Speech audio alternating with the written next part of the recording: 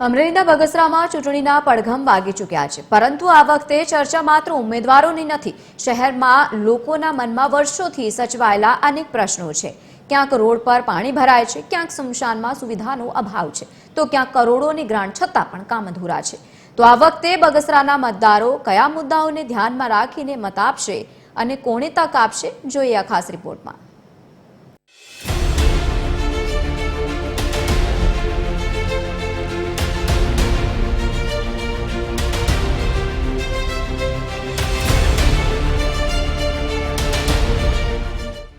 સ્થાનિક સ્વરાજ્યની ચૂંટણીના પડઘમ વાગી રહ્યા છે, ત્યારે બગસરામાં રાજકીય ગરમાવો તેજ થયો છે.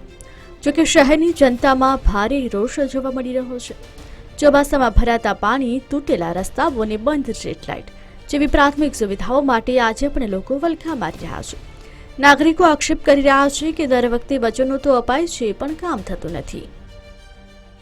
સ્વચ્છ છબીવાળા ઉમેદવારની અમારે જરૂર છે, નહીં કે ભ્રષ્ટાચાર કરી અને લોકોના પૈસા ખાઈ જાય છે અને કામ કરતા નથી.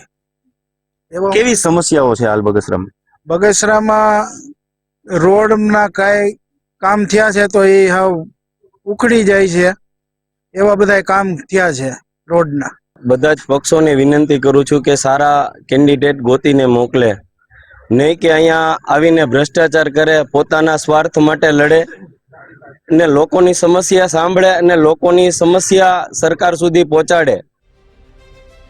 બગસરામાં વિકાસના કામોમાં ભ્રષ્ટાચારના ગંભીર આક્ષેપો થઈ રહ્યા છે. અટલ પાર્ક અને ગાર્ડન માટે કરોડોની ગ્રાન્ટ ફાળવાઈ હોવા છતાં 93% કામ બાકી હોવાનું લોકો કહી રહ્યા છે. એટલું જ નહીં, પવિત્ર સાતલણી નદીમાં ગટરનું પાણી ઠાલવવામાં આવી રહ્યું છે. સફાઈ, લાઇટ, બગીચા, નદી અને સ્મશાનમાં પણ લાઇટ કે નવા ખાટલા જેવી પૂરતી સુવિધા નથી. લોકોનું માનવું છે કે હવે માત્ર વચનો જ નહીં, પરંતુ જમીન પર કામ કરનારા નેતાઓની જરૂર છે.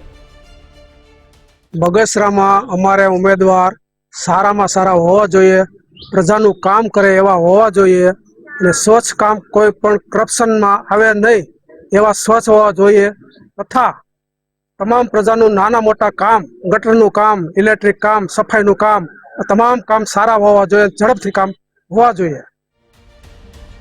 આ વખતે બગસરાના મતદારોએ મન બનાવી લીધું છે. હવે કોઈ પક્ષ કે મોટા નેતા નહીં, પણ એવો ઉમેદવાર જોઈએ છે જે ભ્રષ્ટાચાર મુક્ત હોય અને પ્રજાની વચ્ચે રહીને કામ કરે.